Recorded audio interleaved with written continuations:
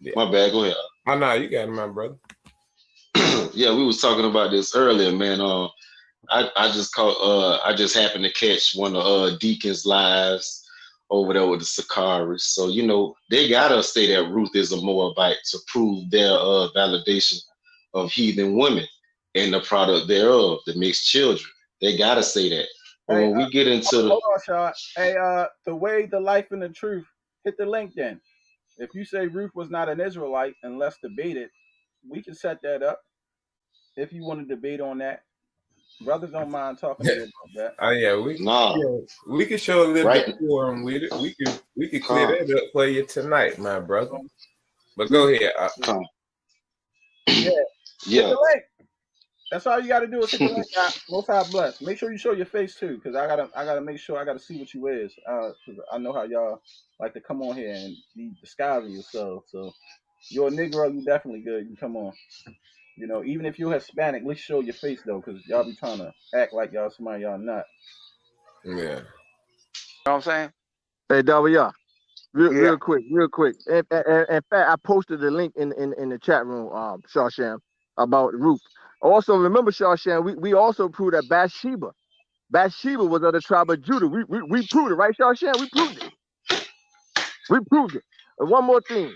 You know what all y'all got that stupidness from, those lies from? Hey, yo, hold on a second, hold on. No problem. Hey, brother Mayan, is you the one that wanted to debate that Ruth was a Moabite? Also, remember, Sean, we also proved okay, I just wanted to make sure you was on the line. Okay, I didn't know who you was. All right, so that's the brother that wanted to debate that Ruth was a Moabite, not an Israelite. Okay. Huh? All right, go ahead, Yehuda. I just wanted to find out who that brother was, because he said he wanted to debate it. He saying Ruth wasn't a Israelite, she was a Moabite. But brother said he's gonna answer that. So, but go ahead. Listen. What's that noise? I hear some noise in the background. Somebody mute that mic. Well, everybody mute that mic. Listen, ain't no goddamn debate. The only thing you have to do, just go watch the video. I guarantee you, once you go watch that video, you're not gonna want to debate no more. Okay? Ain't no goddamn debate. For you to say that Ruth was a Moabite, that means you calling God a liar. Shalom, you calling God. Listen, you calling God a liar. You saying our Messiah was of a mixed blood, which he was not. He was pure. So for you to say that Ruth was a Moabite, you basically saying that Christ was not a pure Messiah. That's point blank. Period. Ain't no getting around it. Number one. Number two. You know where Ariel got that lie from? And made up chart. He got it from this white man named Manasseh ben Israel. He was a white Jew, a converted Jew in the early century. Okay, and in fact, he also dealt with a guy named Francisco. Remember Francisco and Montezinos in the book, The Lost Tribes and Promised Lands? Yep. That's a damn lie too. That book. Yep. But watch this. Manasseh ben Israel was a rabbi in the early century. He was a white converted Jew, and he also had a different name before he adopted the name Manasseh ben Israel. Right? He dealt with Francisco. Francisco and Montezinos, they was white travelers. In fact, one of them came over with Columbus, right? Francisco and Montezinos is in that book, The Lost Tribes and Promised Land. Now, but guess what? I got two other books that give you more details to the story. Now, you remember they said in The Lost Tribes and Promised Land, they supposedly ran upon these two Indians claiming to be from the tribe of Reuben? Guess what? You're right. When you go read the other two sources, the books that give you more detail to the story, there was white converts. There was European converts, and they was down in South America trying to convert Jews. Convert Indians to become Jews. And the reason why Manasseh ben Israel was doing that, he had this idea: if he can locate all the 12 tribes, then Christ will return, or the Messiah will return, or the Messiah will appear. So he had this notion: if he can locate all 12 tribes, the Messiah will appear. So what happened is they started making up shit like Indians are Israelites. That's where they got it from. And that's where the other that white clown, what's his name from what's the guy named from the Mormons? What's his name? You know, Joseph Smith. Joseph Smith. Joseph Smith. Yeah, he also got that from Manasseh ben Israel. Folks, go look up Manasseh ben Israel. He was a white converted Jew. That's where all y'all got that nonsense from. He got it from him. Yehuda, stay right Go there. ahead. Let the brother respond real quick. Everybody else be quiet because I don't want nobody to jump the guy. I just want him to say something because Yehuda said it. But go ahead, you want to respond to your elder Yehuda? Come on.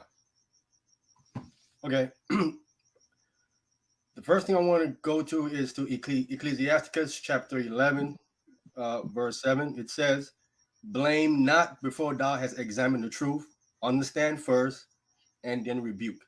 The brother have not even heard me say anything yet, and he's already professing that there is no way around this, ain't no way around that, and he haven't even heard nothing from me yet. All right? It's not no way around it. That's your opinion. That's your opinion. That's your opinion. Right? Now, the first thing is this. Go ahead. The first thing, when you read the book of Ruth, in the beginning of the book, here's what it says, just to prove you wrong right quick. The beginning of the book says, now it came to pass in the days when the judges ruled, it says. I knew that. Go ahead. Judges with an S, not individual judges. I understand that. Let me finish. And I know where you're going already. Go ahead. I got to put an next scripture on you, brother. Go ahead. No, go ahead. Go ahead and finish. Ecclesiasticus. I know exactly what you're doing. Ecclesiasticus chapter 11, verse 8. Answer not before thou hast heard the cause, neither interrupt men in the midst of their talk. Go ahead, brother. Go ahead. Okay. The reason why I pulled Ruth chapter 1 is to establish a time frame. This time frame tells us that Ruth takes place in the beginning of Judges, right at the end of Joshua. It do not take place at the end of the book of Judges. Brother, let me finish. No, listen. Come on, bro. Can I talk, Shah? No. Come on, bro. Yeah, wait. You can talk. Just dialogue together, though. I'm making a point. Hey, listen, bro. Listen, bro. Let me make my point, bro. Stop with the foolishness. Don't talk to me like I don't know that judges come from after this and this come before. Listen, bro. I know exactly where you're going. Can I finish my point, though? Okay. Can I finish my point? Go ahead. Finish your point. In the beginning of Judges, at the end of Joshua, everybody knew who Israelites are. No one was confused about who an Israelite is in the beginning of Judges and end of Joshua. No one is. There is nobody that's confused about their nationality at this point in time. We have not been dispersed. None of that stuff is happening. In the book of Ruth, they clearly call her a Moabitess. So how can the time frame be in the beginning of Judges? This is actually when Joshua was probably even still alive. That they're confused and calling her a Moabitess. All right, let Elder Yehuda respond to that, please. Go ahead, Yehuda. Yeah, hold on for a quick second. Real quick, I'm doing something. Hold on. Oh, okay. Oh, go ahead, brother. You can finish until Elder Yehuda ready to respond. Okay. He just said that because she was called a Moabitess, that means she was a Moabite. Y'all heard him, right? Sure did. Now, Ruth is not the only person in the Bible, my brother, who was called by a name from another land, my brother. That's a fact. Just because she was called a Moabitess does not mean that she was a Moabite. She dwelt above another nation. Let me finish. She dwelt among the Arnon River, right? In a land that used to belong to the Moabites. That did not belong to the Moabites. About the time the Jews got up there, they had wiped out everybody.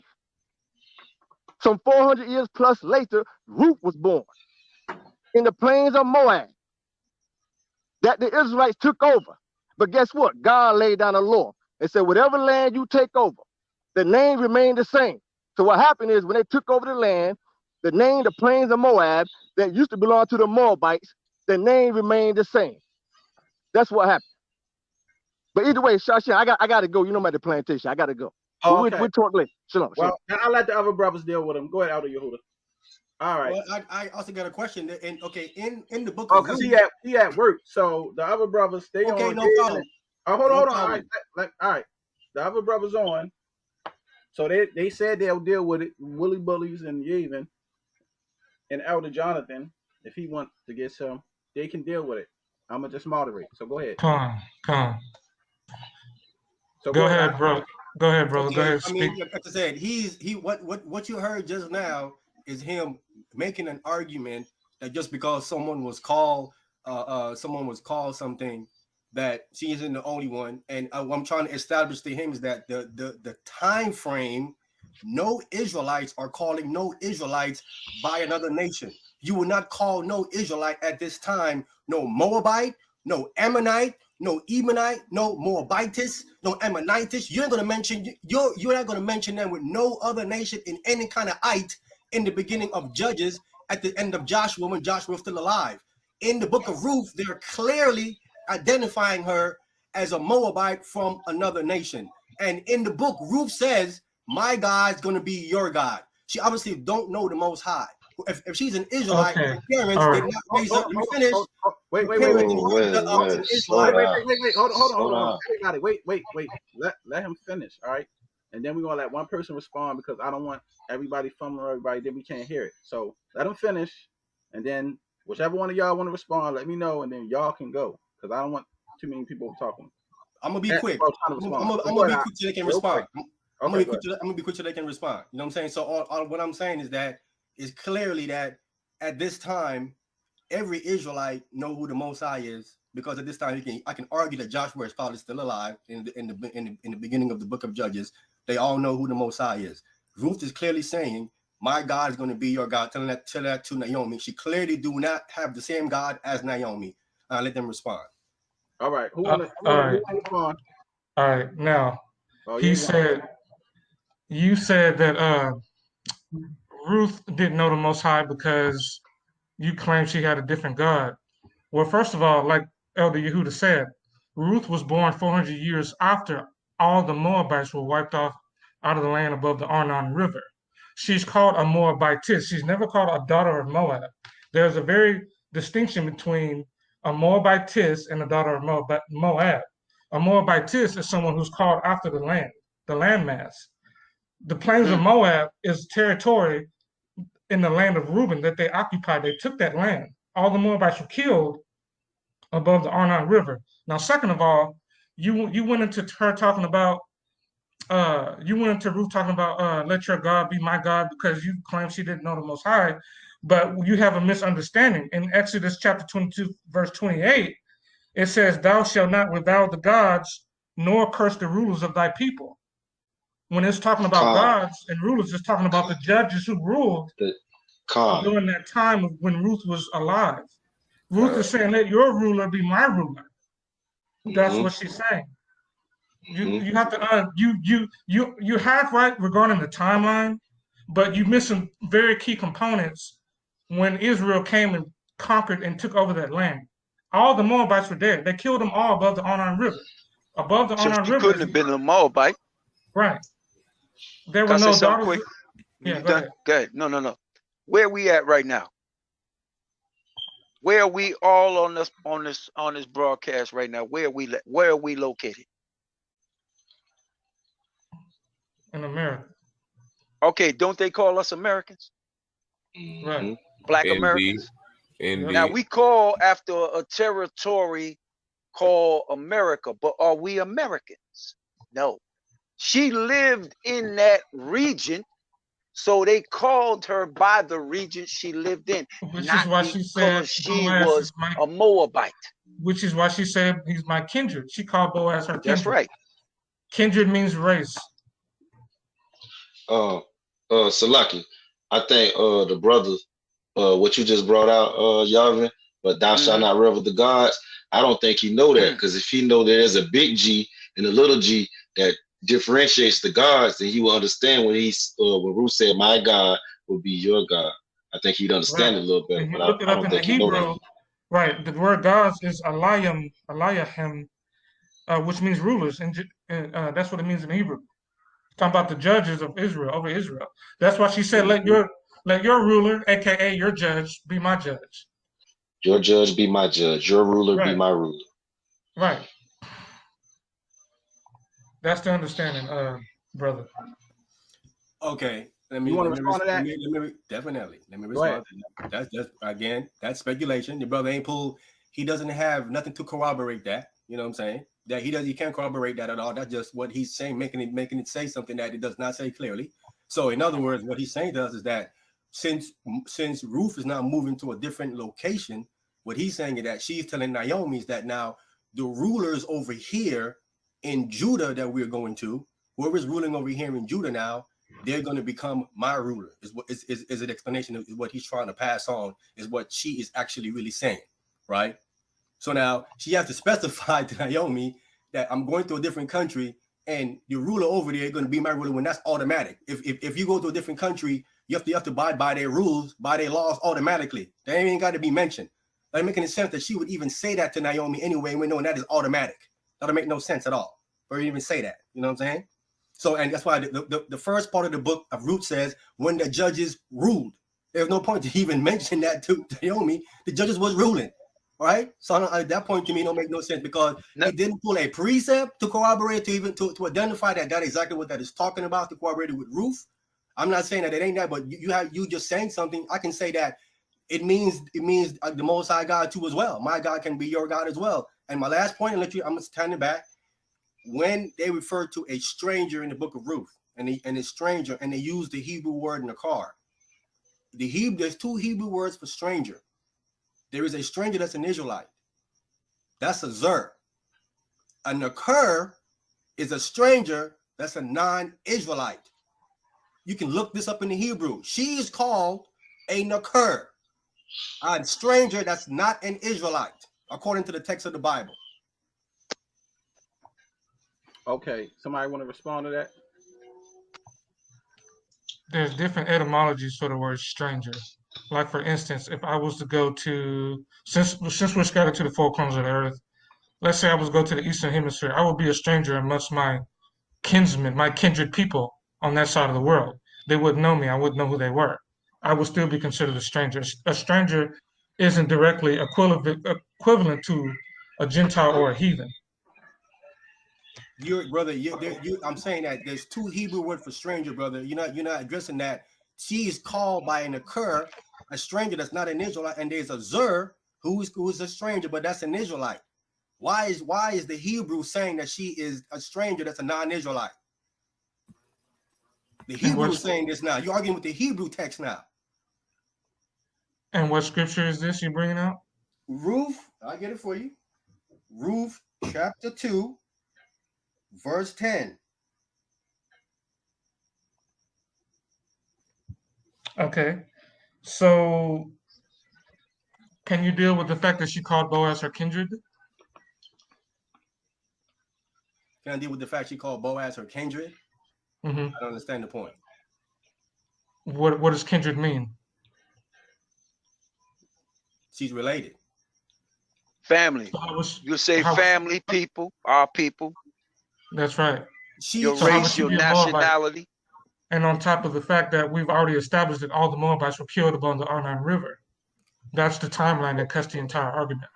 So like, yeah, let me just get in here one time with my brother. Can you show us a scripture that says Ruth is a daughter of Moab? Good one, Masha.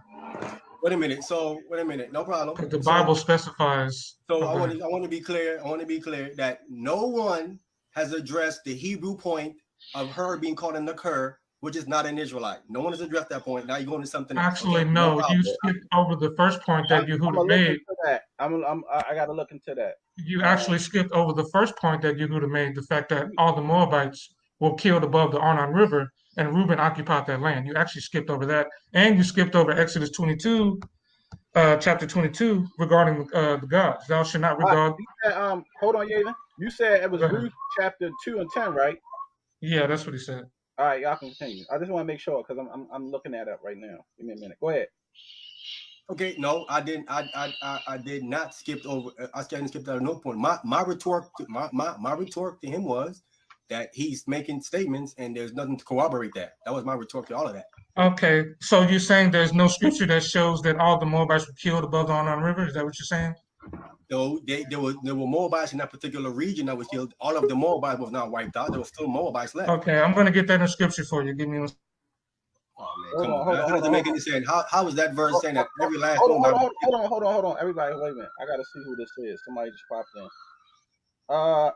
Shalom, Mark. What's your name? Shalom. Hey, this Prince Judea, but I put my name up there as Mr. Moore, surname Swarthy. Yeah, we know who you are, brother. The face was so close, I didn't know who the hell you were. That's why I'm about to say, who are you? Because I got to make sure first. But all right, you good? Right. All right, go ahead, mute your mic until they finish dialogue. Then you can get in the conversation, okay? Most high bless everybody, man. And by the way, this is a good dialogue right here. This is how it should be. Yeah, y'all keep going. This I like this. Yeah, Shalom, Mark. Shalom. All right, y'all go ahead, all right, because I'm still looking up this roof stuff. Go ahead. Hey, Salakia, real quick. I wanted to read this for the op because he was bringing out the definition, and that's cool. You were saying stranger is Nakri. Is that how you pronounce the op?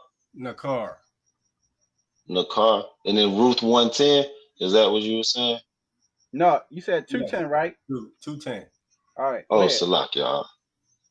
No, I was looking it up. I was just trying to make sure I was with him. No problem. Yeah, Ruth 210. Nakar. Yeah, there is two Hebrew word for a foreigner or a stranger in the text. There is zer. I'm not. There is. I mean, you can find this. You can find this in Proverbs chapter 5. Speak about the two different Hebrew words there, zer and nakar is there in Proverbs chapter 5. And looking to the Hebrew, it gives you there. And even when you read going back into Abraham when he was circumcised, and he talks about the stranger in his household who were not an Israelite, who were not an Israelite when Abraham circumcised them. The Hebrew word there again for those people that was called a stranger who were not Israelite was not a nakar. Let me ask you this: is that found like in the blue letter or the concordance? Where you finding that at? Yeah, I was about to ask that, Cornell. Yeah, I said the scripture you can go to where it points out the two different zer is Proverbs chapter 5. Proverbs chapter 5. I'm talking about where you finding the Hebrew word. Where you finding the Hebrew word for that part right there? Right. Where you finding it? Well, which part? For Ruth, or are you talking about somewhere else? What part? Stranger. Where did I find it at, you saying? The Hebrew word for that. I'm looking it up. Salakia, Cornell. I'm just saying I'm looking it up, and I'm not seeing. I look at one of the website that has the Old Testament. Listen, I'm in the blue letter Bible. I know it's not the end all be all, but I'm not seeing what you're saying. That's why I said in the concordance. I'm gonna find it out. I'm in the Hebrew dictionaries and encyclopedias. Don't worry about it. Trust me, I'm on it. No, I understand that, Sham. Here, I don't want to select everybody jump on. I know dialogue. That's all. I don't use no. What I'm saying is that I think everybody need to make their point, which is good. So he's saying the brothers ran away from that. So that everybody's trying to find it, but here before you find it, I just want to know because he made a statement where he find that at. That's all. He found Salakia Cornell. I mean, that's the source. We need to know the source. No problem. Right, because I'm. Hold on. Salakia, real quick. I just want to read it from what I'm reading. I'm reading the Strong's. This is the blue letter H5 5237, and the word is nakri.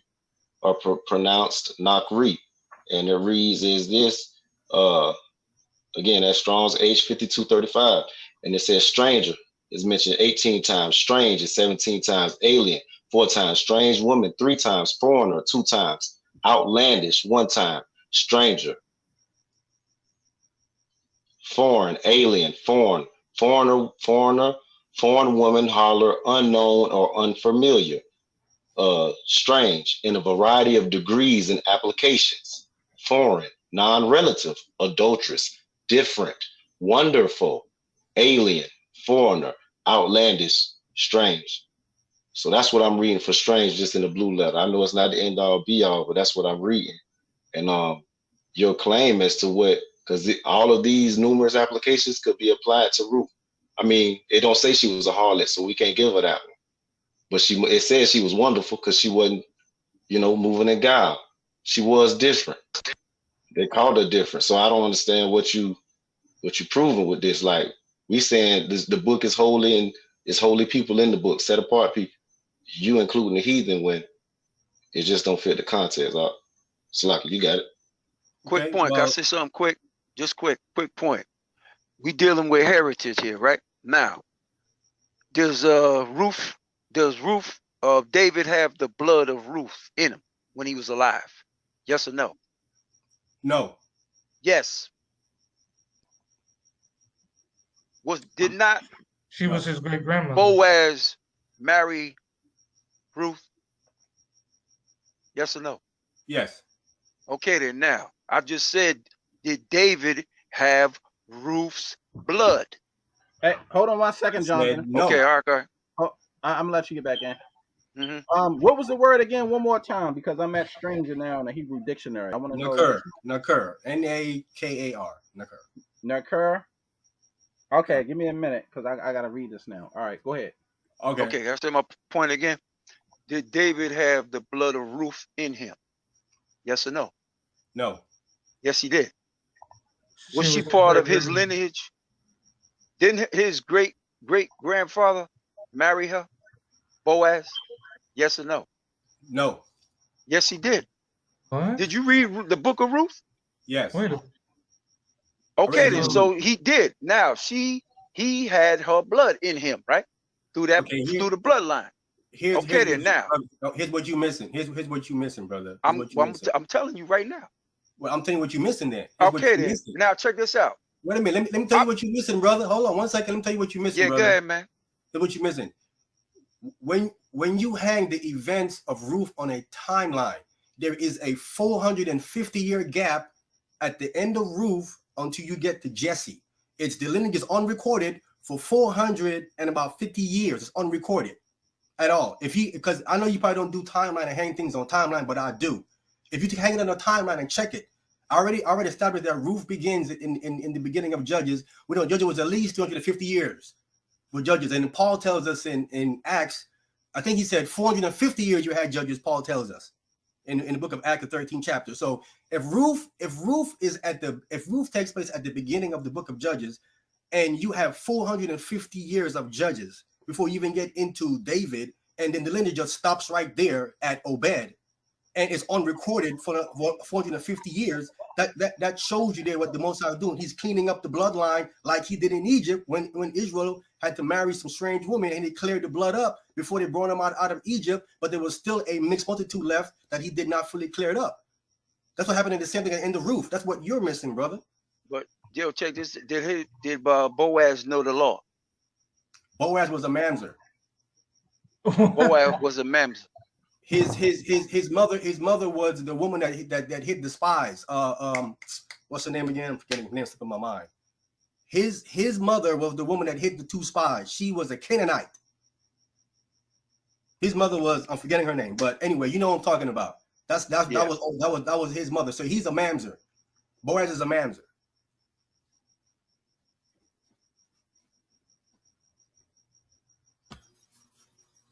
Next person. Okay. Select my shot real quick, man. Real quick. I'm still in that line from Brother Yehuda because I like it so much. He dope. Go ahead, man, he bro. dope. He real dope. Right, brother, you said that word is Nakar, right? Nakar? Yes, sir. Okay. I'm in Englishman's Concordance and the Strong. They both align. Give me 1 second. Hey, while you getting that, for me to say one more thing while you getting that. I'm at the plantation. Also, David is right about the gods. Ruth was talking about the gods because the Israelites was called gods. The rulers was called gods in each tribe. Also, Naomi was a righteous woman and her husband. You think that Naomi and her husband was going to have their 2 sons marry 2 women that worship other gods? No. Brother, why did they go? One last thing. Why did they go to the territory of the plains of Moab, which was called the plains of Moab? Because it was acres and acres and acres of land where they came from. Why did they migrate up there? Because of the famine. They didn't allow their sons to marry women who worship other gods. Yes, they did. And Boaz followed. Salmon did. Boaz followed the law to a T. The law states that you cannot marry heathen women. Right. So how did he follow the law and marry a heathen woman? Well, that's what I was going to get to. Okay, Salmon married Rahab. Hold on. It's in the lineage, right? Hold on 1 second. All right, I found the word. You said it's called nakar, right? Yes, sir. Yeah, everything that I'm reading under this Hebrew encyclopedia dealing with that word, it doesn't have the book of Ruth listed under it at all. It's giving me all the scriptures. It don't have Ruth listed under anything dealing with the word nakar, but it clearly says that the word nakar or ben nakar was a foreigner. The word is far wider than those considered above. It covers everything of an alien or a foreign character, regardless of the place. Resistance by circumcision, a foreigner slave could enter into the covenant with Abraham. Foreigners were, of course, excluded from the Passover. It gives all the scriptures, Exodus, Leviticus, Deuteronomy, XXL, but I see nothing in here, no scripture dealing with for that word for Ruth. So what I'm gonna do is I'm gonna go and look in a older Hebrew dictionary, but it don't have no Ruth, nothing under here for that word nakar. All you gotta do is go into the Hebrew. I'm in a Hebrew encyclopedia, and no, I'm talking about the text. I'm talking about the text of the Bible itself. When you go into I know. I'm gonna go into the text too. But I'm saying when you read it in the Hebrew, dictionaries, encyclopedias, it always tell you how the words is used or what scriptures they in.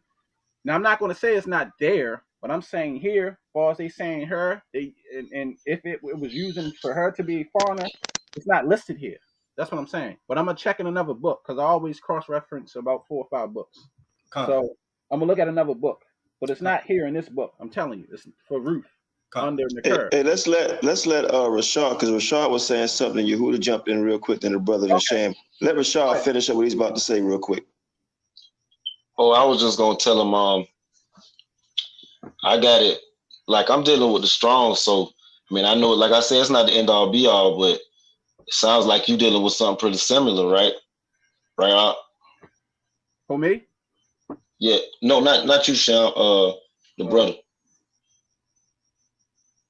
I deal with different. I deal with different sources, not just one. I deal with multiple sources. What was that Strong's number?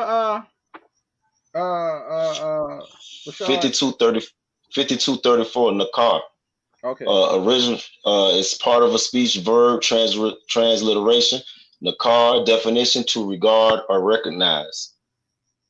Like, just simply put. So I mean, what are you proving with this? What are you? What I'm saying that as far as we know, according to the lineage that's in the book of Matthew, it tells you that Solomon married Rahab, and we know Rahab was a Canaanite, and Solomon married her, and that they just came out the wilderness when they took over Jericho, and she shaped the 2 spies, and the text is telling us that Solomon married her, and she claimed that an Israelite. So I'm pointing out that Israel was breaking the law even way back then, even still after we came out the wilderness, they were still breaking the marriage law. So that when you make the argument about Ruth, I can show you Solomon and that argument go out the window. So they took when is the timeline when they took Jericho in between Jericho and when Boaz and Ruth's timeline? It was before Ruth, that's for sure. It was at the beginning of Joshua, the 2nd chapter. They took down Jericho. I think Solomon was probably one of those 2 spies. So you can see right there, he's marrying outside the nation already. So, and again, and Solomon and Rahab fathered Boaz. They birthed Boaz. But Boaz and Ruth was 400. Not 400 years later. Ruth takes place at the beginning of Judges, not at the end. At the beginning of Judges. That's why I made that first point I made in the beginning of Judges. I think Joshua was even still alive when this was taking place. So timeline-wise, if we're hanging on the timeline according to the lineage-wise, as far as Boaz being the son of Salmon and Rahab. When Jephthah got in, the king of the the Amorites, I believe, wanted land back that Joshua took.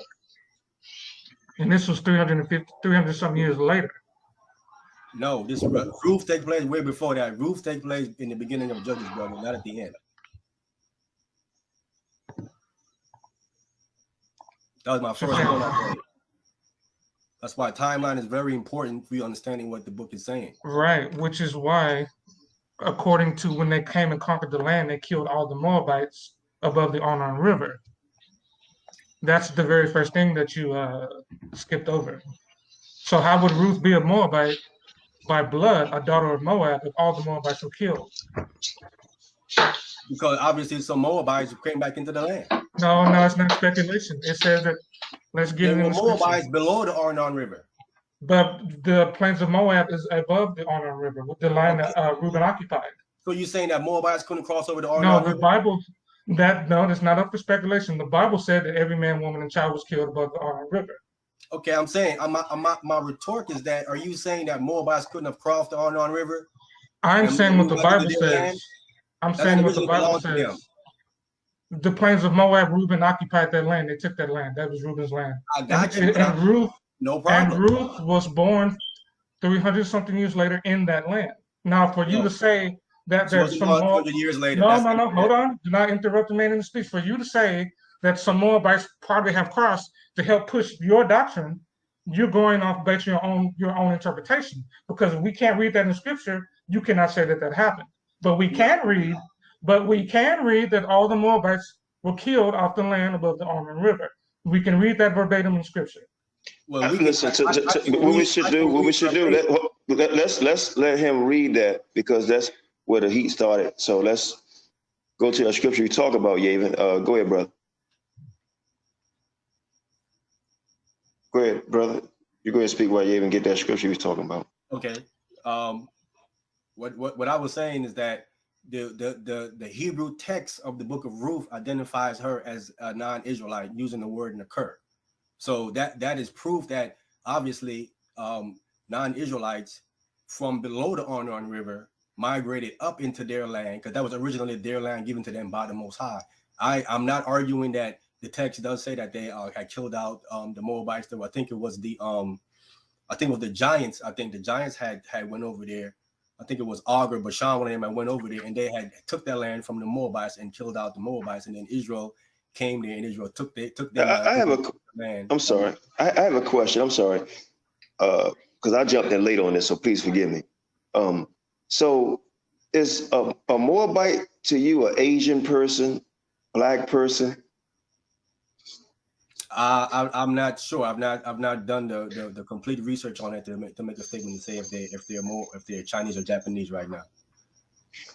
Is your purpose to say that she's a Moabite so we can deal with other women? No, sir. My point is the truth.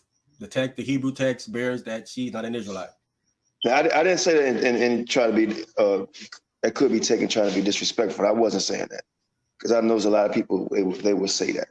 So no problem. I'm like Paul. I'm standing for the truth of the gospel.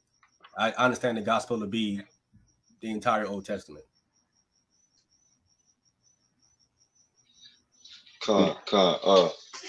Salakia, I want to read this for you though while I got it up. This is Strong's H5234. I think I read it again, but let's just read one more time. 5234 in the car. It's a verb. Its etymology is used in a primitive root, and it's used in this manner. It's used as to know 16 times, acknowledge 7 times, discern 6 times, respect 4 times, knowledge 2 times, known 2 times, fame to another 2 times, and 11 other times miscellaneous. The biblical out usage in the first is to recognize, acknowledge, know, respect, discern, regard. I guess in the Nafil translation or definition is to be recognized. Hayil, I think, is to regard. The Hafil is to regard, observe, pay attention. regard, to notice, recognize, to be willing or recognize or acknowledge with honor, to be acquainted with, to distinguish, understand, to make oneself known, to act or treat as foreign or strange, disguise, misconstrue, to disguise oneself, to treat as foreign, to misconstrue, to act as an alien, or to disguise oneself. So just by what you pulled for the definition, don't even align with right. And who say she this, says she is. Rashad, okay, real quick, real quick, because what you just read off, you said, did it say to act as an alien? Because it's somewhere in the scripture where it says, at one time we was an alien to our brother. You know, right? So, we were alienated. Right. And, Commonwealth of Israel, something like that. Yeah, he just read something that said act alien or something. Rashad, what you that last part you said? Then you go in, Yaven. You know, because it has all these positive connotations in the front. It's only so much, you know, negative language for it. So at the end, it says in the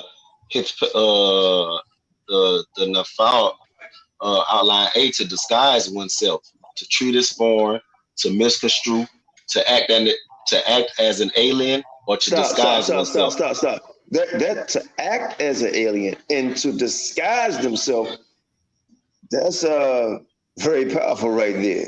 And I'm not taking side either way, but it says to act as and to disguise themselves. But go ahead.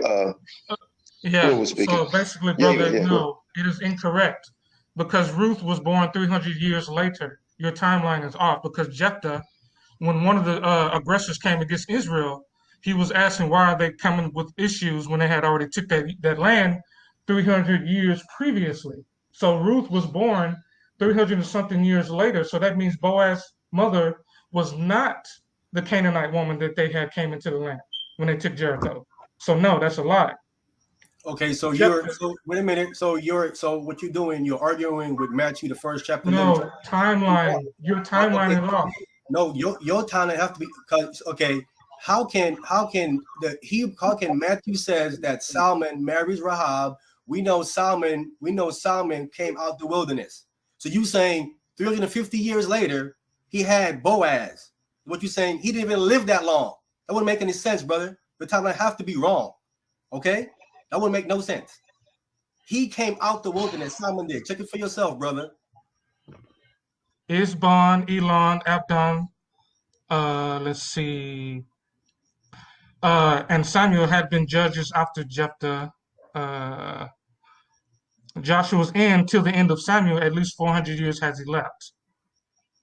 Okay, so you saying that scripture Salmon came out the wilderness and then 350 years later I'm saying that Ruth was born 300 years later after they took that land above the Arnon River.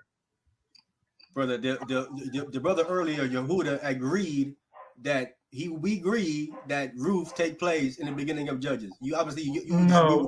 If you go watch his video, no, he's agreeing exactly what I'm saying. Ruth was born over 300 years later. Go and watch his video. That can't be because Boaz is alive. That can't be. That wouldn't make no sense. No, you're trying to say that Boaz's mother was the Canaanite woman. Matthew says so. You want to read it?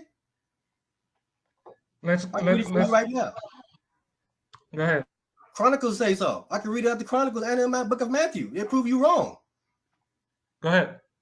Okay, let me read it real quick. This is easy stuff, bro. Come on, man. Because that doesn't necessarily mean that it's referring to the Canaanite woman in Jericho. Okay, all right, brother. Okay, all right, man. All right. So now all right, bro. All right, man. I mean, you skip over the obvious. She said he was her kindred. You still didn't deal with that. There's a lot of things you would completely ignore to push the agenda that you're trying to push. Let's first deal with this timeline that you claim. Go ahead. Because kindred still destroys your entire. Kindred destroys your entire argument. She's his kindred, and you've already said kindred means race. So go ahead and read it because your timeline is off. Go ahead. Okay. Then Matthew is off. And we know Matthew and more than one person can have the name. So in other words, we're gonna take your word. Okay, Matthew chapter 1, and let me get Right to the point. The same way we took your word when you claimed that Moabites crossed the Arnon River based on your speculation. Based on your speculation, right quick? But we cannot read that in Scripture, though, can we? See? Matthew chapter 1, verse 5. It says, and Salmon begot Boaz of Rahab. That's what it says right here. Salmon begot Boaz of Rahab. Rahab is the heart that hid the two spies. Solomon just came out of the wilderness. You saying 450 years later, this took place after he came out of the wilderness, which cannot. No, I'm saying Ruth was born over 300 years after that land was taken. That's what I'm saying. How can Ruth marry Boaz if Ruth is born 250 years later? How can she marry a man that is born 250 years before her? I'm gonna get the breakdown for the timeline. Don't you worry. But see, that don't make no sense. Let me ask this question for both of you guys. How old were these people when they had children? How old did they live? Because you know, a lot of times when we say 200-300 years, that's a lot of time, but them people live way longer than that. You know, so I'm just wondering how old, and how old it was when they had children. Well, I know maybe we should look into, and that's not going either way. I'm just saying maybe we should just look into that. That'd be something, to get into. I know it wasn't 250 years later when they had children, or 200 years. They didn't even live that long. I'm not agreeing or disagreeing with that. That's something I was just curious about. No problem. I'm saying by the time you get to Jephthah, Solomon and Boaz is dead already. So is Ruth. They all dead long time ago. By the time you get to them, they dead. Would make no sense, timeline wise. She cannot marry a man that lived 300 years before her. He had to have lived at her time. Okay, I found it in another book. So just give me a minute because the word Nakar is listed under there in this book for Ruth 2:10.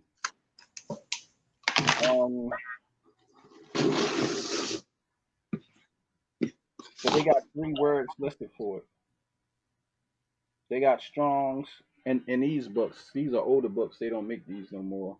They got 3 Strong's numbers for the word. Which one it is again? Called Nakar. This must be Nakar. Here's what I'm saying, brother. All you gotta do is this, brother. Look up the 2 Hebrew words for stranger or foreigner in the Bible. It gives you 2 different Hebrew words. I just Google that. It'll give you 2 words. For the word Nakar in this book, it has 4.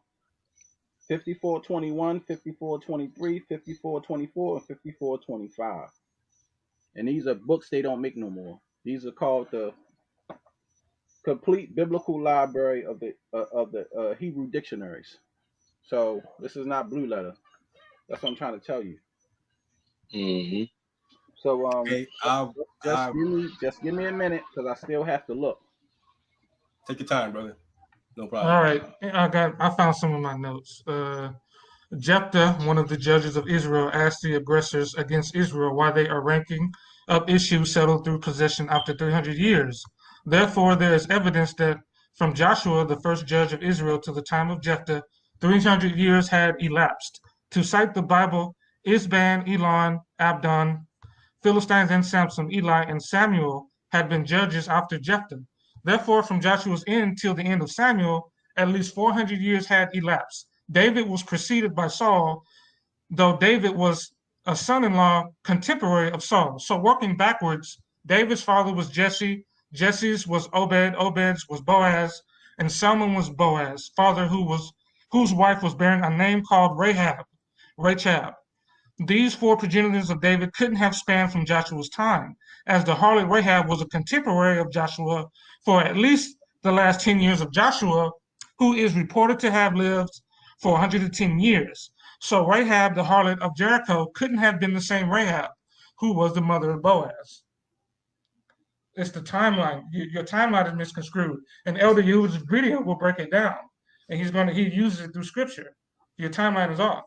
Okay, so if that's not the Rahab that hit the 2 spies, then that can't be Salmon then, that Matthew was talking about that marries her then. That got to be a different Solomon then, because that Solomon there, we know we have his lineage going back.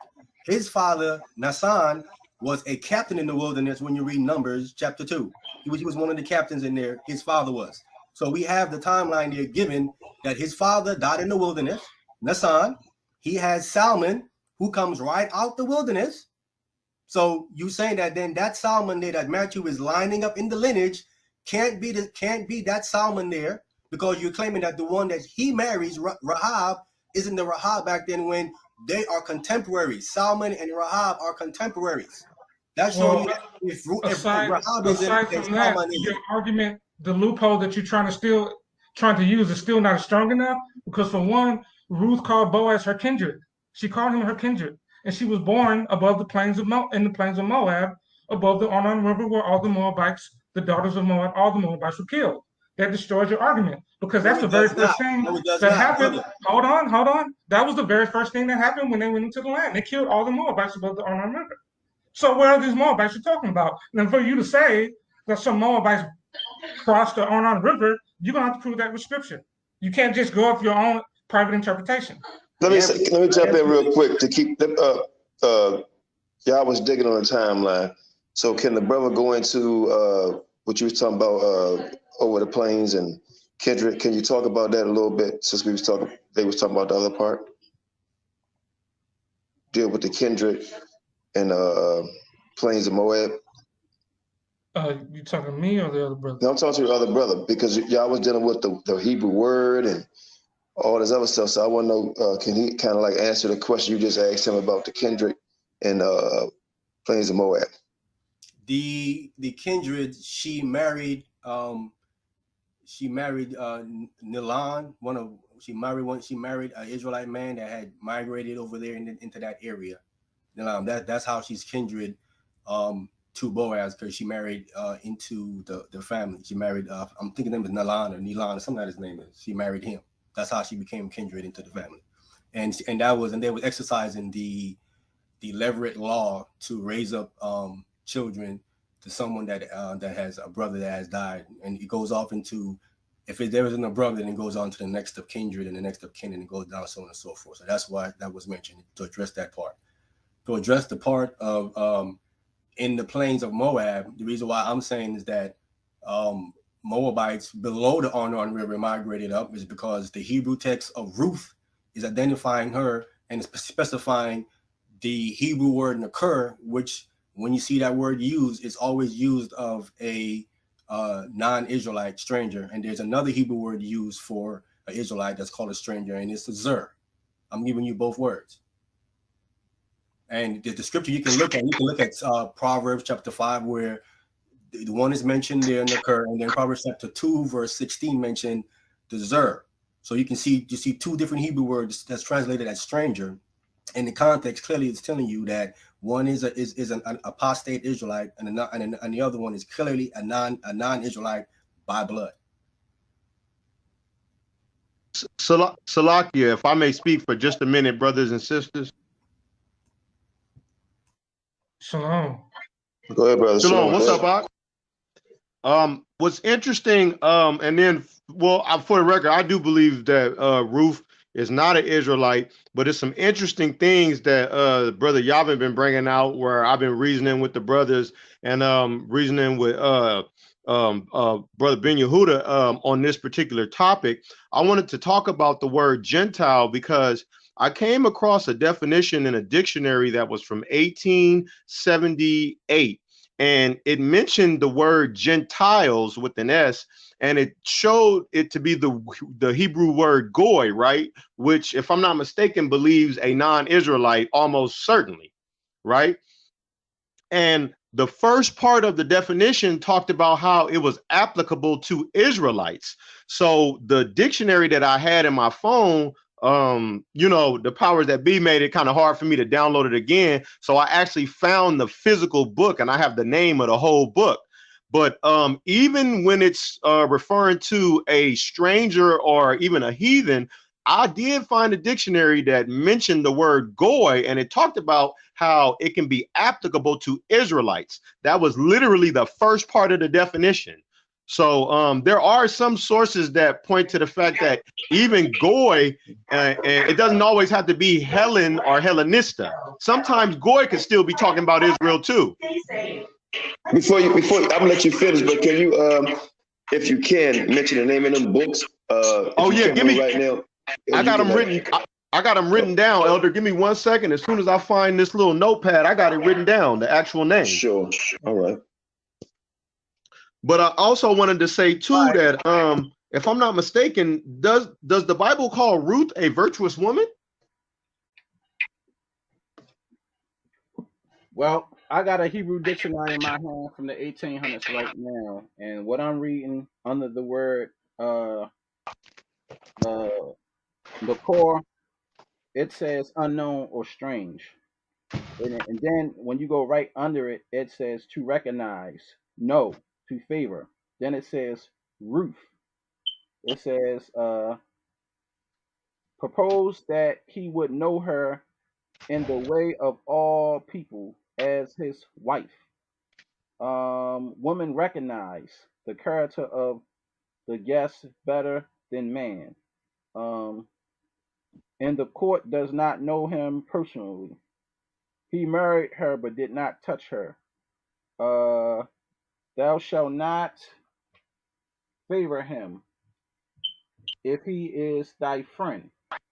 So everything that I read down here, it doesn't say anything about a Gentile under Ruth. And this is from a dictionary from the 1800s. It says to treat as a stranger, ignore, to discriminate. This is in other scriptures in Deuteronomy that is quoting. When Israel was in trouble, the nations ignored them and the act that they did not know them. So it doesn't say anything about her being a Gentile in this dictionary from the 1800s here. But when you jump down and you read the word Nakor here, as you go down, and it gives you more definitions, and this is not in Ruth 2:10. This is another word, but it's still the same word. It says stranger, Gentile. That's what it says. It doesn't have that listed on the Ruth. And this dictionary is from the 1800s. Okay, I'm not what I was saying, Brother Sharshem, is the dictionary that I had found, and I got the name of it right here. It wasn't mentioning Ruth like in the Strong's. It gave like how a definition is in the dictionaries we have today, right? It was giving me the definition of the word Gentile, which is goy. So it gave an example of how goy can also be talking about an Israelite, because the first part of the definition said that it was applicable to Israelites. And I got the notepad with the name of that book, Elder Quanaf. I got that, and I also wanted to read this dictionary. That I wanted to read this definition of Gentile that's from 1863. You can do both and give us the name of the books, please. Thank you. All right, brother. Let me if I could read the definition first. This is okay. It says a dictionary of the Bible comprising its antiquities, biography, geography, and natural history in 3 volumes. And then I believe it was published in 1863. It says, give me 1 second here. Is it a regular dictionary or a Hebrew dictionary? It's like a Dark Ages dictionary, if you will. It's from it's from London. Okay, because this is a Hebrew dictionary from the 1800s. Okay, no, the one that I read out of, the one that I'm gonna give you guys the name of, right? It's not an actual Hebrew dictionary. It's an English dictionary, but it's from like England, right? Look at what this one says, right? It says Gentiles, Old Testament, Hebrew, and then it shows a sign, right? It says a people, nation, and then it says body politic, which I don't know exactly what it's trying to say there, but it says in which sense it is applied to Jewish nations. So I know when it's saying Jewish, it's talking about Israel. It's not talking about it's not talking about the ones that are not Negroes. Mm-hmm. I can tell that's talking about us, right? But the book that I'm about to give y'all right now, it's an English dictionary, but it does have the word Gentile in there, and it mentions how it's applicable to Israelite first. So it is possible that that word stranger that's talking about Ruth, right? Just because it says she's a heathen, it's still a possibility she could be Jake, even though I don't subscribe to her being Jake, but just to be transparent with Israel, that possibility is definitely there. Can you can you email that? Hold on, everybody. Hold on. Drop them books. Hold on, everybody. Hold on. Can you email that stuff to me to FOPE News Network at gmail.com? All right, have somebody post the email in the chat, and I'm about to get off the live right now so I can take it down and get into the chat. Okay. Shalom, sis. Hold on one second. I wanted to say something because when you said that there was no Moabites remained in the land, did we bring up Deuteronomy 29:1? Because I haven't been in the live for long. Did we bring up Deuteronomy 29:1 when it says, "These are the words of the covenant which the Lord commanded Moses to make with the children of Israel in the land of Moab, besides the covenant which he made with them in Horeb," and Deuteronomy 29:8, "And we took their land and gave it to inheritance for the Reubenites and to the Gadites and to the tribe of Manasseh." That's right. That's right. So it looks like the land was given over to the Reubenites, the Gadites, and Manasseh. So how does that land was they was all ran out of their land and it was given over to the Israelites, the children of Israel. Right. And see, I understand why the curveball has to be used to try to say that word means that. Because we know that the Most High said that in Deuteronomy 23:3, an Ammonite or a Moabite shall not enter into the congregation of the Lord. Exactly. Even to the 10th generation, they shall not enter into the congregation of the Lord. King David was the 10th generation from Ruth. So That's is the Most exactly High a right, liar? sis. Is he a contradiction? He's not a contradiction. That's what the point I'm trying to bring out. I see why he's trying to say that word for stranger means a heathen. So then he can further say Moabites below the Arnon River crossed the Arnon River based on speculation, but you really can't read that in scripture verbatim. I see what's Somebody got to mute because I hear horrible echo. I think that's you, Nefertari. And see, that's where people, where they make their mistake, is you don't listen to the Father. He said no more by the Ammonite. So how do you skip over that to try to engineer something, especially when all this evidence is against you? Now, like I said, and like Sister Naphtali brought out, all the Moabites were killed. They were gone. And that land was given into an inheritance. And we know that heathen cannot come into the congregation amongst the Israelites, especially no Moabite or Ammonite. And well, let me say this real quick because I got what you're saying, brother. I mean, I'm sorry, not you, Gavin. But like I said, in this dictionary, Hebrew dictionary from the 1800s, and what's listed under Ruth, it do not say Gentile. It clearly say to be unknown or strange. And then it says that to make known, identify, to acknowledge, own, meaning they had to acknowledge who she were. But it don't say Gentile. As you go down, and like I said, I just highlighted everything because you can clearly see I'm not lying. When you go down to right here to the next word, that's supposed to be Nakul, it says stranger, Gentile. But Ruth is not listed under that. And anything dealing with Ruth, under that same word you told me, it says nothing about a Gentile or anything. So I don't know. So, and all I deal with is Hebrew dictionaries, lexicons, and I got all types of, everybody tell you, I got all types of Hebrew dictionaries and lexicons, and this is the oldest one I got from the 1800s. It says nothing about her being a Gentile. And yeah, correct. And the etymology definition for kindred, it includes race, family, and blood relations. Keyword, blood relations. A Moabite is not blood relations to the nation of Israel. And Ruth called him her kindred. And Boaz followed the law to a T, the same law that states where the Most High doesn't even want Israel to cross-tribe marry. So how is it okay that Boaz followed that law and married a Moabite, a daughter of Moab? That's all confusion and contradiction there.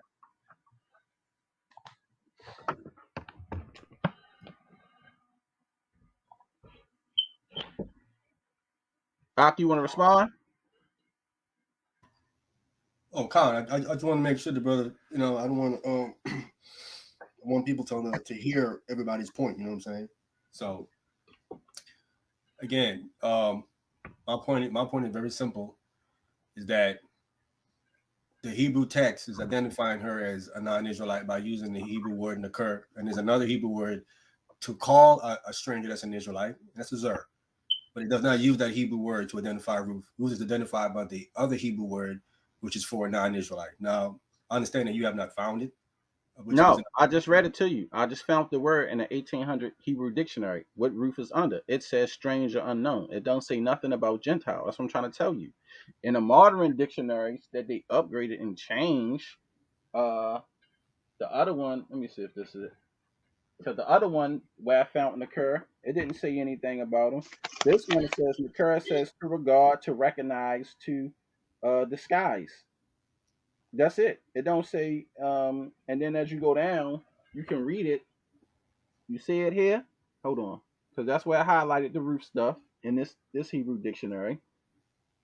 And when you look here on camera, it don't say anything about a Gentile, even in this book. It don't say under the definitions of the word at the top, it don't say nothing about a Gentile there. That's what I'm trying to tell you. Wait a minute. I mean, I'm trying to understand what you're saying, Shar Sam. You're saying what I told you was the word in the car that you asked me, and I told you I'm gonna look it up. I looked it up in the oldest Hebrew dictionary I have from the 1800s. It's clearly showing on the Ruth. It says unknown, or hold on, let me read it again, because I just read it to you out of this dictionary. Under Ruth, the same word you said there. I looked it up even in the Hebrew. Brother, I understand. You don't got to read it again, brother. I'm right. Making a point. It said, listen, I know, but I'm going to give you the definition for the word in the car here, where it tells you, it says to be unknown, strange. It says to recognize, know, to favor. Then it has Ruth. It has her name right there, Ruth. When you go down and read everything in the definitions under that, dealing with Ruth, it says nothing about a Gentile. That's what I'm trying to tell you. But wait a minute, hold up, brother. You just got through saying it says Ruth. Yes, and it says, what I'm telling you is another Hebrew word for nakar that says stranger or Gentile. It's not listed under this word that they're using there for Ruth. That's what I'm telling you in the dictionary from the 1800s. It doesn't say Gentile. It just says. Unless you can find us another book to say what you're saying. All I'm trying to tell you is it don't say stranger or Gentile under her. It says strange, and then it says to be unknown, and then it says to recognize, know, to favor. Then it says Ruth. Yeah, go ahead. Can you suffer me to say something real quick too? Also, when you're dealing with the word begot, you have to be very careful with that word begot. I did a lesson many years ago dealing with Zedekiah, Jeconiah, and the genealogy of Christ. That word begot can be very tricky sometimes. Also, I would put that out there. Listen, I'm not angry at nobody. I'm not coming at the brother, nothing like that. But when you really buckle down and study with and all scripture, it does not point to her being a heathen. Now, here at FOPE, we teach anybody can serve Christ. Anybody. That's what we teach, no matter what nationality you are. But from what I see, from my studies, I do not see no way in scripture where Ruth was a Gentile. I don't see it. Hey, Yehuda, can I ask you a question, Yehuda? Yeah, go ahead.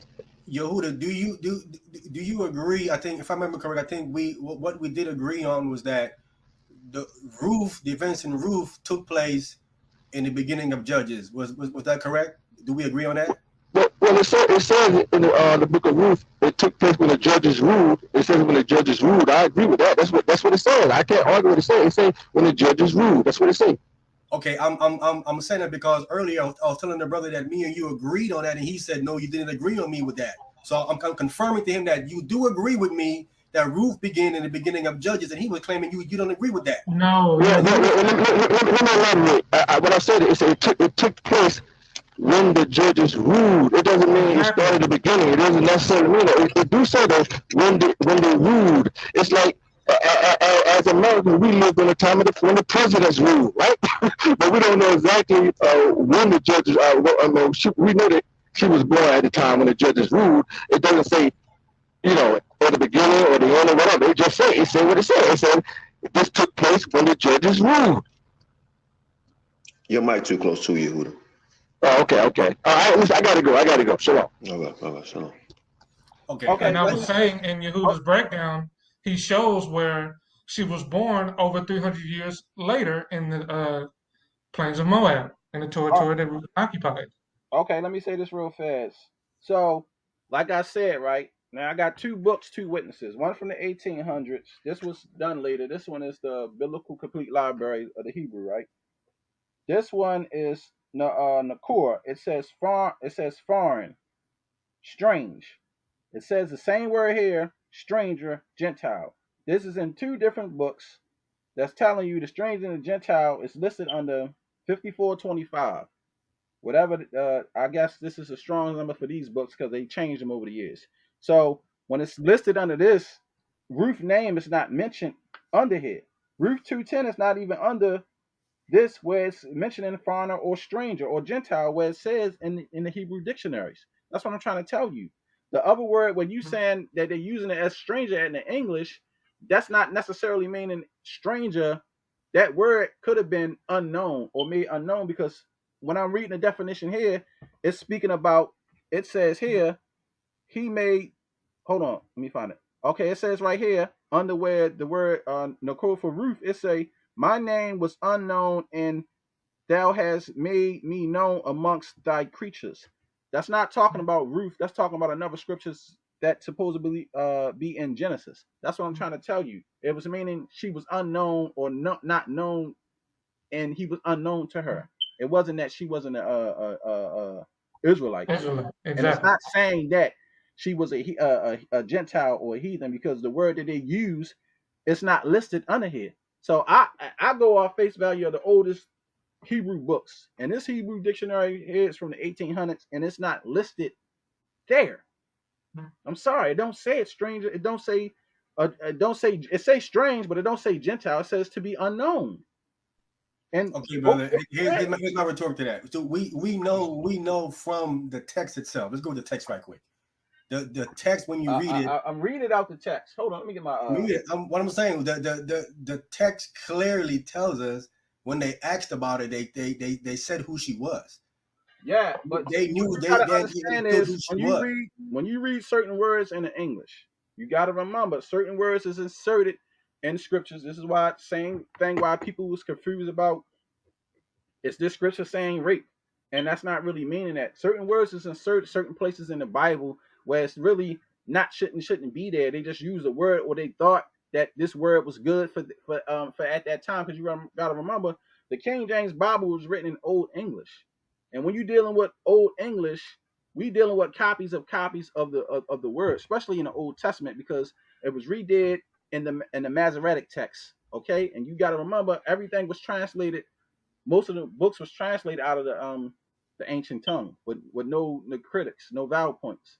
So when you're dealing with the Old Testament, okay, and when we're dealing with the King James Version, and we got modern books, okay, we got to go back to as far as we can go. So some words is placed at certain places during that time, because you got to remember the original King James, there was no J's there. Now we got modern books, so certain things changed over time. That's why I tell everybody try to get the oldest books as possible. But it doesn't say that there, so that word could just be unknown there. Not saying that she was a stranger. It could just mean unknown, like to tell you, or strange. Not a stranger per se, as if you're taking it like she's a stranger in someone's land, or she's someone that they don't know. That's what I'm trying to tell you, because the Hebrew don't support that. Now wait a minute, hold it. What Hebrew don't support that? Put the link back in the room. The Hebrew word that you said there, it don't support it because it's not in this. It's not in the book. What book? What I'm telling you. And the Hebrew dictionary I'm using right here. I'm showing you. I'm gonna have to take a picture. Hold on. Come on, brother. You can't be serious, bro. So you went right there. Hold it, brother. Hold it, brother.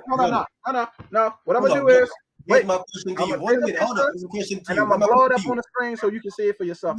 My question to you is Nakur a Hebrew word? Yes, and I read the definition for it. Okay, so you saying that this Hebrew word has no definition? Is what you saying? I did not say that. I just told you the definition for it under Ruth, where her name at. It says to be unknown, strange. It don't say Gentile there. So what is strange? Strange. What is strange? It says strange here too, and then it says Gentile. So let me interrupt real quick, Sam. Real quick, excuse me. Let's be real. You can have I live in DC. You may live in Chicago, whatever. I come in your neighborhood. I'm a stranger, but guess what? I'm still an Israelite. Strange in that context is not talking about somebody nationality. It's somebody they didn't know. And then once they found out who she was, they loved her. They showed her favor. Okay, but I'm just there was strange in that context. What he's saying, when you look at them old books, it's not using strange as in non-relative as far as bloodline. Well, no, it says that in the definition. It says to show favor, to acknowledge, to not discriminate. To basically, she was accepted. That's what it's saying. It says that to show favor, to marry, to identify. It says to make known, identify, to acknowledge, to own. To own something, that's part of you. I mean, but I'm just looking. I'm trying to be fair here. Strange to me in that definition that he read. Look, this is under the same word. It says he may identify him before others as his firstborn son. That's under the same word that you say that they're supposed to use for a heathen. That they're using for Ruth. Under the same definition. Right, because Boaz said to make it known as mine.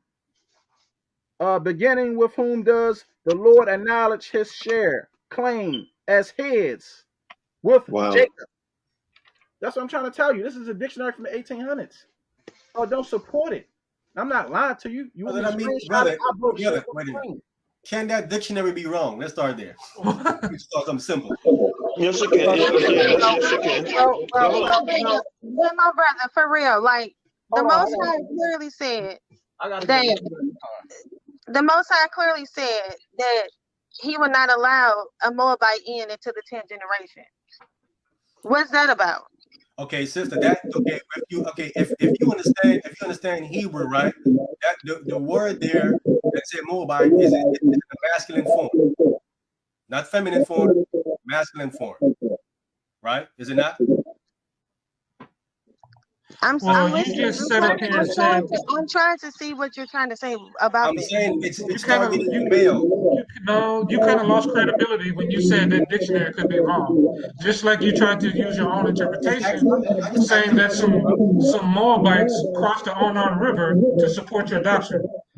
That's asinine. What do you mean? Could the dictionary be wrong? Maybe it's. You can't hear me. Well, what do you mean? Could the dictionary probably be wrong? He just read it to you.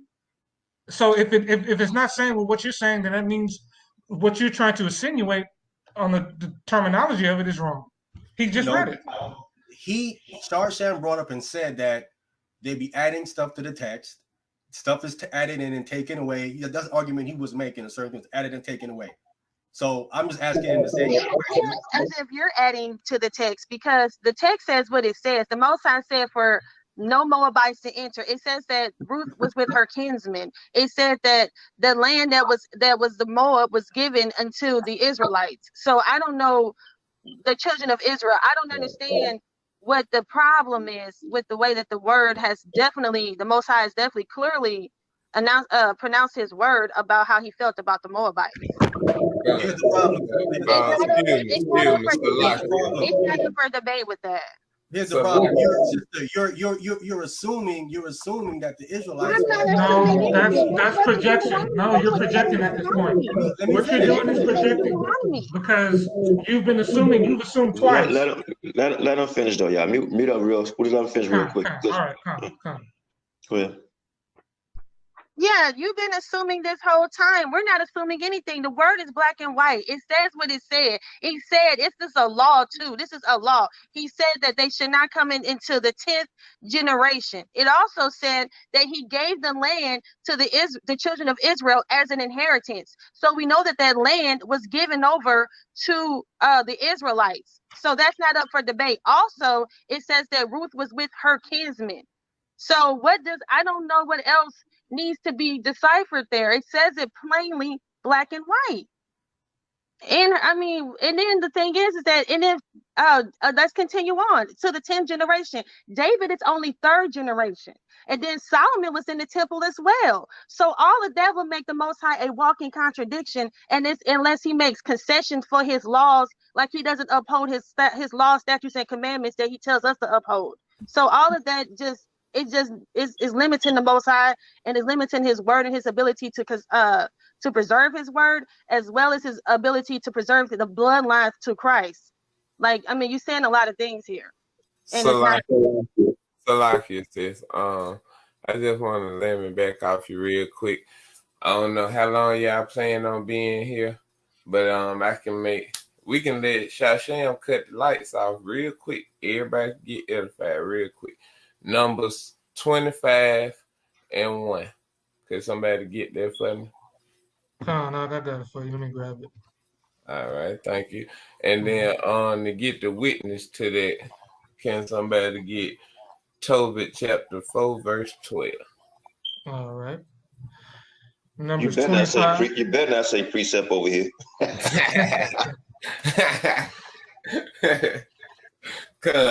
can't be around here misleading the people like that. All right. Yeah, let me go ahead and start now. Numbers chapter 25 and verse 1. And Israel abode in Shittim, and the people began to commit whoredom with the daughters of Moab. All right. Now, read that Tobit 4 and 12 for me, my brother. All right. Tobit chapter 4, verse 12. Beware of all whoredom, my son, and chiefly take a wife of the seed of thy fathers, and take not a strange woman to wife, which is not of thy father's tribe. For we are the children of the prophets, Noah, Abraham, Isaac, and Jacob. Remember, my son, that our fathers from the beginning, even that they all married wives of their own kindred, and were blessed in their children, and their seed shall inherit the land. Say a lot. Okay. Now, my question to you, my brother, because we all identify Boaz as an Israelite, right? And he was like a law-abiding citizen and whatnot. Right there in Torah, Numbers 25 and 1, it says that the men of Israel began to commit whoredom with the daughters of Moab. That's why I asked you earlier, I don't know if you remember, but I asked you, can we find in scriptures where it referred to Ruth as a daughter of Moab? Within the book of, yeah, I'm here. Within the book of Ruth, it doesn't use that verbiage. No. All right. So, like the brother Shad was bringing out earlier, our conversation we was having, the Holy Bible, our holy scriptures, our set apart scriptures, to say that Ruth is a Moabite or a heathen, that's just like saying the Most High named one of our holy scriptures. He named it after a heathen. That's just like the book of Obadiah. He don't talk about nothing but bringing down judgment on Edom. Esau is Obadiah. Are we running around here calling Obadiah an Edomite?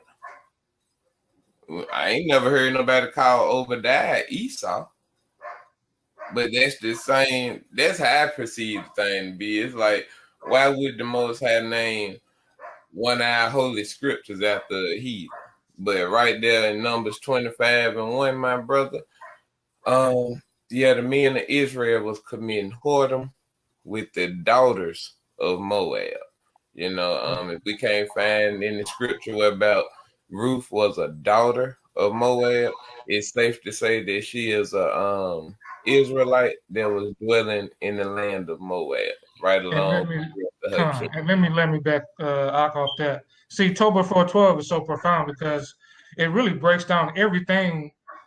It really breaks down the entire Bible because hold on, you can go after me real fast. Okay. All right, so this is it, bro. Here will another Hebrew lexicon. Same word that I found in 2 other books regarding her being strange is right here and there. I just highlighted it. You can clearly see. This is why I don't deal with no blue letters, just books. It says nothing about her being a Gentile. It says the first definition: regard, observe with a view of recognition. It says Ruth 2:10. That's what it says. When you read under this whole list of everything, it says nothing about being a Gentile. This is another book. So how many witnesses you need? One from both of these is from the 1800s. This lexicon in this Hebrew dictionary. So it doesn't say nothing about her being a Gentile. So and to let me back on what you said, Sharsham, it could even be referring to the Hebrew.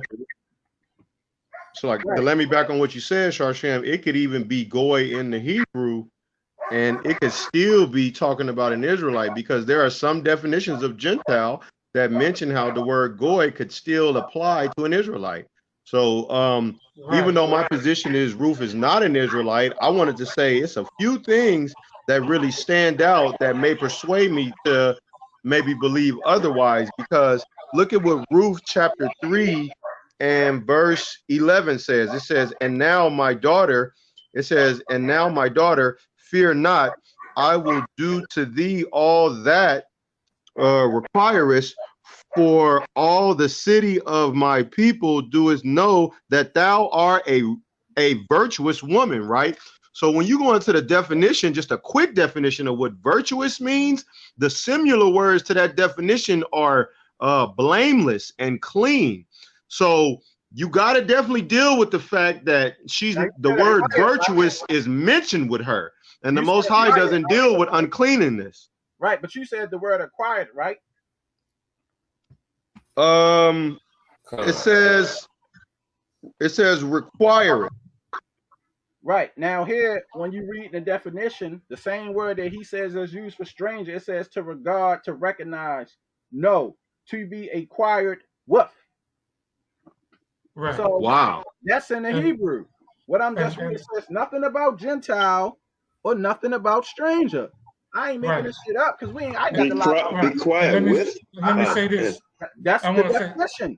So, and we don't allow over here, bro, because I get punished 7 times more. I might have to reason with you brothers on this one. But what I'm saying in the Hebrew, she's not no Gentile, brother. She's an Israelite. Because brother. There's another word that says Gentile stranger. And if she was a Gentile stranger, why didn't they use that word? It would be listed under there. It would say Gentile stranger. It don't say Gentile stranger. It just say unknown to recognize. I'm sorry. Can I say something? 1800s. Go ahead. Let the brother say something about the Yevon, because everybody been speaking. Hold on. Let Yevon go, and then you can go. Like Elder Thomas. Go ahead, Yevon. Basically, what you and Mr. Moore was saying is right here in Tobit 4:12. Take a wife of the seed of thy, take not a strange woman to wife, which is not of thy father's tribe. So if she's not of your father's tribe, that means there's 2 definitions for strange. You see what I'm saying? So, for we are the children of the prophets, Noah, Abraham, Isaac, and Jacob. Remember that son, so our fathers from the beginning, even they all male wives of their own kindred, and were blessed in the land, so their seed shall inherit the land. So even in Tobit, it's giving you, lets you know that there's a different stranger other than a bloodline Israelite woman. You see what I'm saying?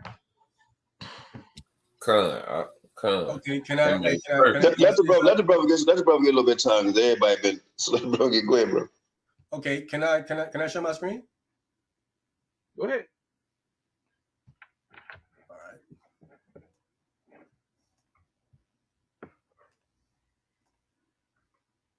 Let me know if you can see that. Can you see that, Shawshan? I can see it. This is the book of Ruth. Here, right up here is the source of the website if you need it. It's qbible.com. Right here. But okay, I'm because when I was like, we need the sources. This is the source for the. If you need it, there it is. Now we here. We're gonna read. I want to read verse 10 and 11. All right. No problem. Go ahead. Verse 10 says, "Then she fell on her face and bowed herself to the ground and said unto him, Why have I found grace in thy eyes, that thou shouldest take knowledge of me, seeing I am a stranger?" When you put the mouse on it, it highlights it here. You see it's in the curve. It has it all here, right? I'm gonna click on it. I want to read verse 11. I'm gonna click on this word because verse 11 is the one that I really want to get to. Verse 11 says, "And Boaz answered and said unto her, It hath fully been showed me all that thou hast done unto thy mother-in-law since the death of thine husband, and how thou hast left thy father and thy mother and the land of thy nativity, and art come unto a people which thou knewest not hitherfore." You come to a people which you knewest not, it says right here, hithertofore. She came to a people that she never knew before, the text says right here. She didn't know this, it says a people. The entire nation, she did not know. What land was she going to? This is Boaz is saying this to her. Boaz is saying this to her, that you have come to a people that you didn't know before. It says right here in the book, right? The text says what's the people? Israelites are the people. All right. I'm just asking, brother. A lot of people don't know what you read. I'm sorry, brother. My bad. I'm sorry, brother. Now let me go to the word stranger. And click on the word stranger right here. Okay, when you click on the word stranger, go to the definition for it. It's gonna bring the definitions up here. Okay, when you come there, and this is the Hebrew Dictionary Lexicon Concordance right here. You see, it has it here in the Hebrew. It has the word. Then you have how you pronounce the word. It has the Strong's here. It has the Hebrew word study, translation, pronunciation, etymology, and grammar. You're getting all in one. You're getting translation, pronunciation, etymology, and grammar. You're getting all at the same time. Right here, foreigner, alien, foreigner. Okay, subject, foreign woman, harlot, unknown, unfamiliar, figuratively. All of it is here. All this is here and here. Okay. Hold on. Now. Hey, Shawshank, can I say something real quick? Wait, Yoda. You know you done fucked up, right? Yeah. Did I finish? Yeah. No. You know you're funny. Right? Because see, I told you that word that you showing is not the word listed in the Hebrew for her. That's what I'm trying to tell you. That word is not listed there. It's a different Hebrew word. That's the same word I told you that's listed for stranger and Gentile. The word that they got listed for Ruth, that's not it. That's what I've been trying to tell you. Brother, I just clicked on the word in the curve. I about to go to the text, bro. Listen, this is why. Hold on. Because you reading it out of what's the name? That's why I don't deal with websites and shit. Let me find my King James Hebrew tonight. Yeah, I'm gonna show you. Hey, hold on. Yehuda on the plantation. Go ahead, Yehuda. Yeah, while you find that, Shawshank, let me say something. I heard the brother read the scripture dealing with when Ruth said, "I have found favor in your sight," right? And how Boaz said, "I did all the best investigation of you, your nativity, etc. I know all about you." Because I know all about you. Now you got to think about this too. Boaz was a righteous man, right? He did investigation. He knew exactly where she came from, what tribe she came from, the whole nine. He did all the investigation. And one last thing before I go. Now you brought up when he said a people, right? I'm going to show you something. King Judah and I, we're going to do a lesson on Ruth. We already talked behind the scene. And I'm going to show you something. When it says a people, I'm not going to reveal it tonight. But you will see. When it say a people, it's not what you think it is. Okay, that's all I have to say. You're arguing the text said that she came to a people that she didn't know before. I know what it says. Okay, I know exactly what it says. I know how I know exactly. Israel. I know exactly what it says. I know exactly. I'm not arguing with you. I know exactly what the text says. Okay. I know exactly what it says. I've been over hundreds of times. I know exactly what it says. Who are you saying a people is? Like I said, King Judah and I, we are going to do a lesson on that, because I think now this got to be brought out again. Since everybody's talking about it, since everybody's talking about Ruth, it has to be brought out again. So King Judah and myself, we already talked behind the scenes, right, and we're gonna do it. We're gonna do a lesson on it. Now I'm not gonna say right nothing. now what it is. I can't really go into it right now. I'll be honest with you, I can't do it right now. But it will come out though. It'll come out. No problem. I mean, yeah. But I want to be clear. If your lesson says not an Israelite, I don't know what I don't know what lesson is that. Well, like I said, bro. Listen, like earlier, right? Don't get me wrong, man. Listen, man. That's my passion. Growing up know how I am. I used to be a teacher. I taught for 5 years in New York City, in Jersey, right? That's my passion, man. When I start talking about scripture, I just get loud sometimes. So you gotta excuse that. I'm not coming at you like that. You know what I'm saying? I don't hate nobody. I don't hate Hispanics, white people. I don't hate nobody. We teach to anybody. We teach. You who and I be going at it back and forth on the phone, and we laugh exactly. Listen, my brother. We teach anybody can serve Christ. Anybody, no matter what race you are. From what I see in scripture, I don't see Ruth. I don't see it. And now unless I study a little more, who knows? Maybe I might say, oh damn, I was wrong. But for now, for my last 3 years of studying Ruth, I don't see it. I don't see her being a Moabite. I don't see it. I don't see it. It's all good, brother. I mean that verse 11 though. That verse 11, the people that she knew not before. That verse right there is a cut. Well, you know what? Let me say something. One last thing, cool. I gotta go. This last thing. But you know what, brother? You know what though? If you like Konaf said, if you go to California, right, their people. You might have a friend in California. That's his people. But guess what? His people can become your people. Well, the verse says she didn't know these people.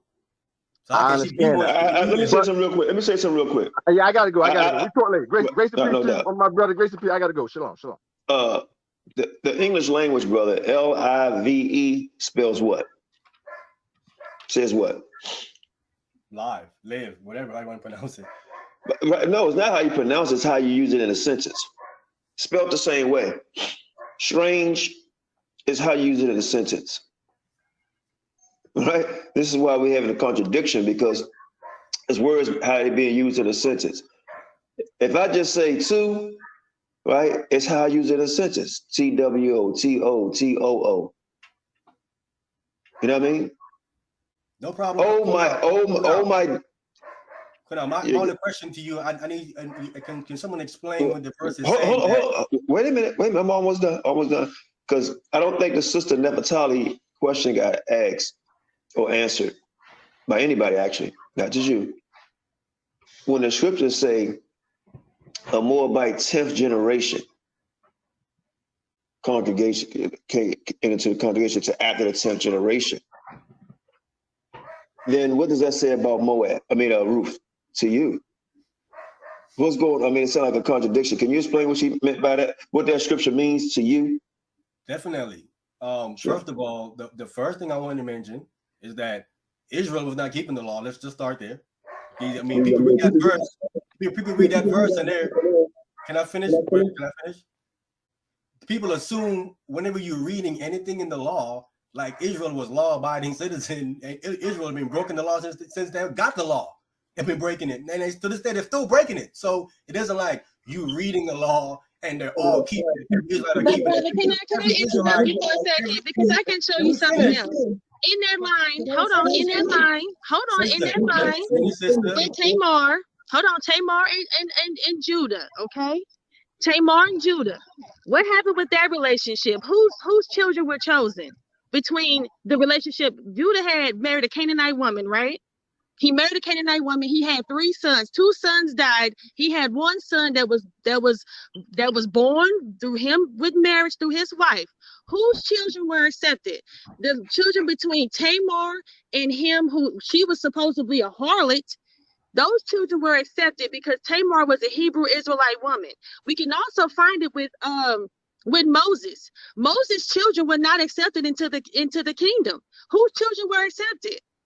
Aaron's. So what are you talking about? We find this several times in the Bible. And you said people weren't following the law during those times.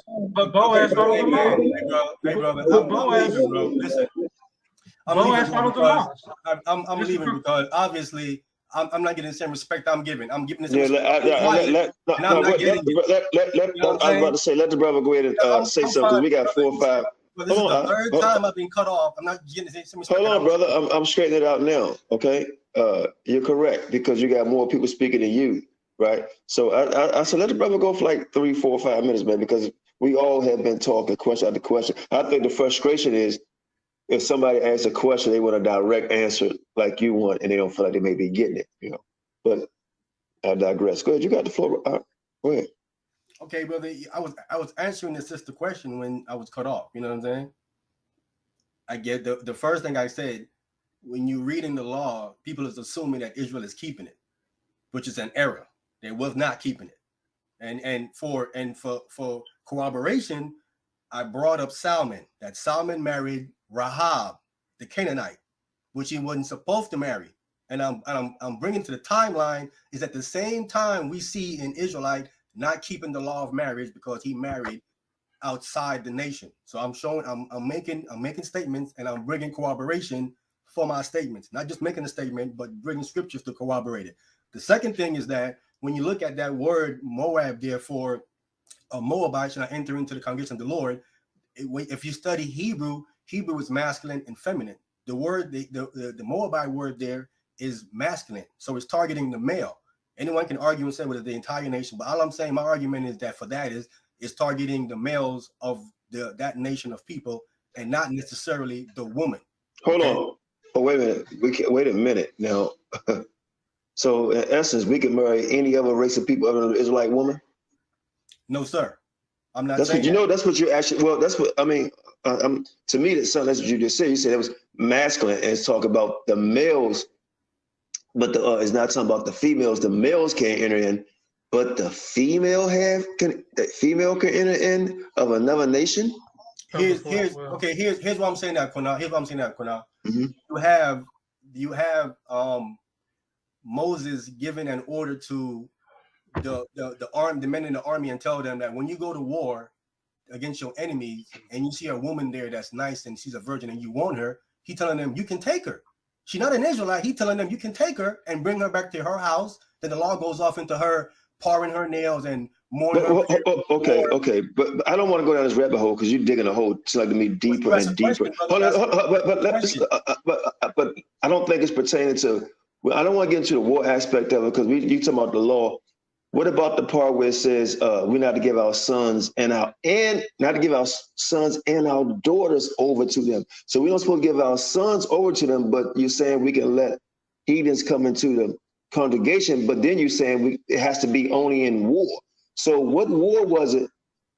I'm just trying to figure out how dealing with Ruth, right? She said in what it said about 10th generation or whatever about Moab.